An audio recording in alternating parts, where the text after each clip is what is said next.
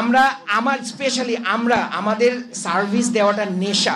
এখানে একটা কথা বলে রাখি, ঢাকা মেডিকেল কলেজের সমন্বয়কের কত কিছু সমন্বয়কারী এখানে আছেন, আমাকে মারার মতো উপক্রম হয়ে গেছে। যেহেতু ওদের মধ্যে আমি সিনিয়র ছিলাম, আমাকে একদম সম্পূর্ণভাবে ঘিরে ধরছে ওরা। ডাইরেক্টর স্যার যদি আসতে আরো ডিলে করতেন, সামাদ ভাই হয়তো ওখানে মার্ডার হয়ে যেতে পারতো। অ্যাসিস্ট্যান্ট ডাইরেক্টর ডক্টর সামাদ ভাই আসে, যখন ডক্টর সামাদ ভাই চলে আসে ডাইরেক্টর স্যার রুমে, তখন সবাই ডক্টর সামাদ ভাইয়ের উপরে একদম ঝাঁপায় পড়ছে, কারণ এমনভাবে তাকে আক্রমণ করা হয়েছে।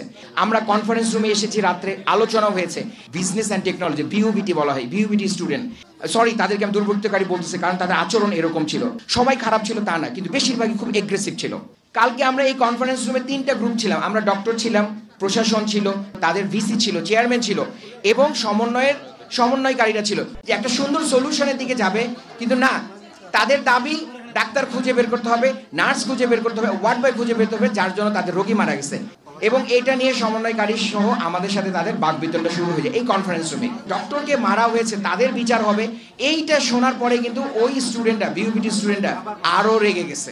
আমরা আপনাদের সার্ভিস দিতে চাই, কারণ এটা আমার নেশা, এটা আমার পেশা। আমি না দিলে আমার ভালো লাগে না। দিনের পর দিন হসপিটালে কাটাই, আমার ফ্যামিলি লাইফ বলতে কিছু নাই, কিন্তু আমার এটা ভালো লাগে, কারণ ডাক্তারের নিরাপত্তা দরকার। এবং এই দাবি ডাক্তার শুধু না, সব পেশেন্ট, দেশের মানুষের দাবি হওয়া উচিত।